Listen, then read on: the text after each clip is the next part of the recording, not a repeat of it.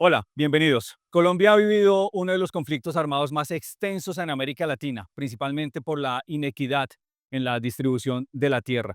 A través del Estado colombiano o a través de los gobiernos, mejor, se han hecho diversos intentos para trabajar en esa reforma agraria, reforma rural que necesita el país. Hay un ejemplo, hay unas reflexiones bien importantes que compartimos con un país de Centroamérica. Hablamos de Guatemala. Ese es nuestro tema hoy aquí, en Restitución en Voz Alta. Restitución en voz alta, devolviendo la tierra, reconstruyendo la vida. Les damos la bienvenida nuevamente, Karen Oscue. Gracias nuevamente por ser compañía en este espacio de Restitución en Voz Alta. ¿Cómo vamos, Karen? Bien, Juan Ricardo, feliz de estar en este nuevo episodio de Restitución en Voz Alta. Recordemos que, como es habitual, las redes sociales para que conecten con nosotros, no solamente a través de una, sino tenemos una gran cantidad de espacios donde pueden conectar con nosotros. Claro que sí, nos pueden seguir en X como @urestitución, en Facebook e Instagram nos pueden encontrar como @restitución de tierras y en YouTube como @restitución tierras. Desde el lugar conocido como el lugar de muchos árboles, creo que se dice así, se referencia de algún modo a Guatemala. Está con nosotros Leocadio Huracán. Él es coordinador de la reforma agraria del Comité Campesino del Altiplano en Guatemala, por supuesto, ha sido un líder destacado, líder indígena y campesino también. Perteneció al Congreso guatemalteco por el Partido Convergencia y ha dedicado gran parte de su lucha, de su trabajo, justamente a la defensa de los territorios indígenas y campesinos. Señor Leocadio, bienvenido a Restitución en Voz Alta. ¿Cómo se encuentra? Muy bien, muchas gracias. Y, quiero reconocer y agradecer muchísimo por esta bienvenida que me están dando acá en Cali para el abordaje del tema en la cual nos encuentra hoy día acá. Y que seguramente usted, Leocadio, tendrá muchas cosas para compartir. Karen, también tenemos invitados de la casa, por supuesto. Claro que sí, Juan Ricardo, tenemos como invitado especial y de la casa, como ya lo mencionabas, a John Jairo Rincón. Él es director social de la Unidad de Restitución de Tierras, sociólogo de la Universidad Nacional de Colombia, con maestría en geografía de la Universidad Federal de Río de Janeiro. Bienvenido, John Jairo, a este espacio. Muchas gracias y gracias, Leocadio, compañero de andanzas organizativas de América Latina. De verdad es un honor compartir con usted este Yo, episodio de hoy. John Jairo, Leocadio, ustedes han compartido otros espacios, pero principalmente creo yo han compartido desde el interior, desde el corazón, desde esa lucha. Entonces quiero empezar por ahí, Leocadio. ¿Cómo arranca uno esta defensa? Y ahorita vamos con John Jairo, esta defensa de los territorios. Bueno, primero agradecerle, yo soy Leocadio Huracán del Comité Campesino del Altiplano CCD en Guatemala, maya de origen. De hecho, me parece sumamente interesante el abordaje de este tema en Colombia. Ujú. Guatemala ha sufrido, Guatemala ha padecido de grandes violaciones a derechos humanos, incluso donde se cometieron masacres, más de 640 comunidades destruidas, arrasadas totalmente. Entonces, esta experiencia, esta situación que ha pasado a Guatemala, nos parece sumamente importante compartir con ustedes también y conocer también la situación de la lucha, de la resistencia, además de ese enorme dolor que ha ocasionado, seguimos en la resistencia y seguimos en la lucha y tenemos la esperanza de ser victoriosos en esa situación. Sin que se entienda mal el término, pero casi que es una obligación como miembro del pueblo indígena estar en la lucha. Totalmente, es un compromiso moral, precisamente, porque la memoria de los miles, cientos de miles de compañeros, hermanos que fueron masacrados, que en memoria de ellos tenemos la obligación moral y ético de seguir luchando para la reivindicación y el rescate de los territorios de los cuales fueron despojados. Uno le escucha a John Jairo y esta narración se puede aplicar a muchos territorios, tristemente, de Colombia. ¿Usted cómo arrancó esta lucha por la defensa de los territorios, John? Yo realmente nací en una ciudad en Bogotá, pero la vida me llevó a la zona rural, en el norte del Tolima. Y allá veo que pues termina siendo una fortuna poder coger café, por ejemplo, y trabajar en las cosas del mundo rural. Y desde pequeñitos también teníamos experiencias de vida rural, arriando ganado, ordeñando, sembrando papas en una tierra de una tía que era agregada de una hacienda de alemanas. Y cuando pequeño experimenté lo que era ser el pariente de los agregados versus la relación con los dueños de la tierra alemanes. Era una cosa curiosa, pero eso lo vine a reflexionar después. Sí. no es algo que uno piense en la infancia. El huerto, por ejemplo, era cerrado y las frutas solo eran para los niños de la hacienda. Entonces, una de las diversiones de Leocadio de pelados era meternos al huerto a escondidas a robar frutas.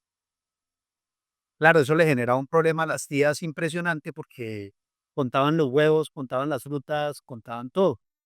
Y luego ya uno entiende que el tema no es solamente por condiciones de trabajo y lucha laboral, sino que la sociedad tiene un profundo problema de desigualdad, ya lo enunciaba usted al comienzo del programa, en el que históricamente ha habido una concentración de la tierra, al igual que en Guatemala, de cierta manera fueron excluidos indígenas, afros y luego campesinos, pero sí hay una diferencia grandísima porque en Guatemala la composición de los pueblos indígenas originarios es mayor que la de Colombia. Y aquí aniquilaron a los indígenas, trajeron los afros y se generó como otra composición poblacional. En Guatemala se mantuvo durante muchos, muchos siglos, incluso después de la colonia, entiendo, Leocadio, esa participación de lo indígena y sobre todo la predominancia del mundo maya, aunque entiendo que hay más, y eso le puso un componente muy distinto también al tema de la guerra, de la violencia, pero igual compartimos concentración de la tierra, compartimos una historia con el café y con la United Fruit Company del banano. Totalmente. Eso es Igual. impresionante. Y cuando uno empieza a entender ya todo eso, pues comparto lo que dice Leocadio, el corazón y la barriga, las tripas, de cierta manera, como dicen varias zonas, se hinchan de ira a veces Sí. y de rabia. Desde el interior se Sí, dice usualmente es complejo y luego se cruza con las violaciones, las movilizaciones. Eso marca. Así como compartimos ya todo lo que mencionaba John Jairo, también compartimos algo muy especial y es acerca de la reforma agraria. ¿Cuáles han sido como esos desafíos y ese proceso que ustedes han vivido, por ejemplo, en Guatemala? Sí, bueno, básicamente en la historia de Guatemala del despojo, desde la invasión, pasó varios periodos de despojo con la reforma, la colonia, el tema de la supuesta independencia, la reforma liberal también, la dictadura de Ubico, por ejemplo. Eso llevó a una desesperación total de la población, porque además de ser explotado, de ser despojado, de ser sometido, encima de eso tener que trabajar, se crearon leyes para trabajar de manera gratuita, abriendo carretera para los terratenientes, ¿verdad? Trabajando de manera gratuita para los terratenientes, produciendo. Entonces, así que no pueda construir una fortuna enorme como la que tienen ahora a costa de la población indígena y campesina. Entonces, eso llevó a una desesperación de la población y fue entonces que el 20 de octubre del 44 se diera la revolución en Guatemala, una revolución que prácticamente llevó a grandes transformaciones como el reconocimiento y asignación presupuestaria de la USAC, el tema de la construcción del puerto en el Atlántico, la construcción de la carretera, la línea del tren, el tema también, fortalecer eso, el tema también de la creación del Instituto Guatemalteco de Seguridad Social, haber aprobado el Código de Trabajo. No hubieron cambios enormes tan rápidamente y fue así que en el 52 se aprobó el decreto 900 que llevó la reforma agraria en Guatemala, que en menos, y fue la gota que rebasó el vaso, pues porque entonces se expropiaron miles y miles de hectáreas que la United Fruit Company, la bananera, había expropiado para esclavizar y exportar toda la... realmente se devolvieron tierras a los campesinos y indígenas. Exactamente, y entonces fue ahí cuando se provocó el golpe de Estado, porque en 2 años, que ahorita ya llevamos del 98 para acá, después de la firma de los acuerdos de paz en Guatemala, casi 30 años, no ha logrado el Fondo de Tierras asistir las demandas de la población que en 2 años la reforma agraria y el gobierno revolucionario lo logró. Quiere decir Más de que 10,000. fueron momentos significativos el que vivió el país y la comunidad. Totalmente, Totalmente. totalmente, es un cambio y por eso le llamamos nosotros botánicamente grandes recuerdos que nos conocemos, que nos hemos estudiado, que nos hemos analizado y reflexionado este tema, prácticamente fueron los 10 años de la primavera democrática en el país. Hay mucho por aprender en Colombia, Leocadio, con las experiencias de Guatemala. Ahora que menciona la revolución, ¿se necesita revolución para que hayan cambios grandes? Definitivamente. Definitivamente no ha habido cambios estructurales sin revolución. Entonces, los cambios que requieren nuestros países son profundas y de la cual se necesita transformar el Estado incluso, ¿verdad? Para poder hacer esos cambios. En ese decreto, mejor, en ese momento, año 52, había un escenario político, un escenario también social. Es decir, las condiciones todas de algún modo facilitaron ese avance tan significativo. ¿Qué tanto se transformó el país justamente para que en 2 años casi que se echara para atrás? Sí, definitivamente estaba siendo beneficiado a la población excluida, marginada, ¿verdad? Y estaba retomando los robos, grandes robos de grandes extensiones de tierra que habían hecho las empresas, los terratenientes, y este grupo minoritario es la que provocó precisamente el golpe de Estado en contubernio con la United Fruit Company de Estados Unidos. Entonces, porque estaban siendo atentados los intereses de ellos, porque el Estado estaba respondiendo al grueso número de la población guatemalteca. Entonces, atentó los intereses profundos de este grupo minoritario que prácticamente ha vivido a costa de los esfuerzos y de las fuerzas vivas de la población guatemalteca. John Jairo, ¿qué importancia tiene la restitución de tierras para materializar la reforma agraria en Colombia? ¿Qué piensa usted? Yo creo que la política de restitución de tierras es complementaria a la política de reforma agraria. Si uno parte de la base que la reforma agraria, claro que eso depende de la concepción también de quien la enuncie, Claro. es una política, puede ser una política redistributiva, pero si es una política regida por la modernización, puede uno terminar en la gran producción agrícola, agroindustrial y matar ahí la idea de la economía campesina. En Guatemala creo que se trató de darle lugar a la economía campesina también y pensando en que aquí ha habido varios intentos de reforma agraria, creo que todos marcados por una idea de modernización económica y de modernizar la producción, aparece el tema del conflicto y del despojo y llega la restitución de tierras como algo que va a contribuir a resarcir los daños causados a la población afectada por conflicto armado.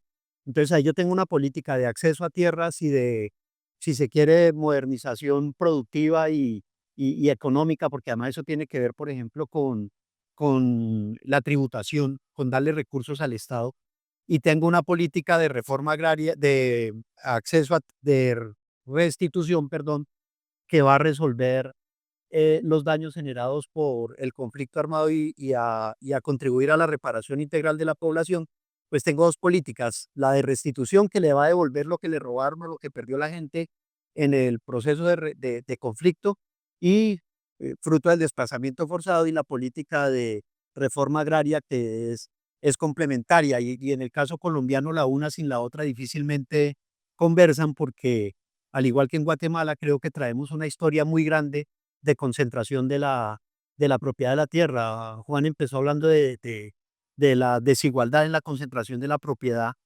y somos el cuarto o quinto país en América Latina en concentración de tierra y eso es algo que viene desde la época Sí. colonial también.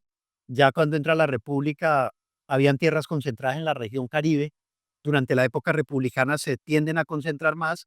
Viene la violencia liberal conservadora. Se estima que más de 300.000 personas perdieron propiedades eh, y, y eso no se reparó.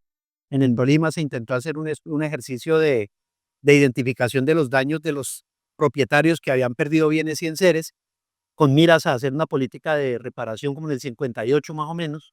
Pasa otro ciclo de violencia grande, se estabiliza el país, vuelve otro ciclo de violencia y surge la ley 1448 de restitución de tierra. Entonces, creo que venimos transitando una política de distintos esfuerzos de reformas agrarias y llega la restitución de tierras fruto del conflicto, fruto pues, de los daños generados por el conflicto armado y del consenso político también que se alcanzó para reparar a las víctimas y del esfuerzo de las víctimas afectadas por violencia que terminaron luchando por esa reparación también. Muchos expertos, perdón, Karen, muchos expertos, John, en este espacio, en restitución en voz alta, han hecho referencia a la ley 1448 como casi que el único logro en materia de redistribución de la tierra en Colombia. ¿Cuál es el escenario, John, que usted ve hoy para avanzar en esa reforma agraria? Y ya le preguntamos en instantes a Leocadio justamente de qué se ve también desde afuera.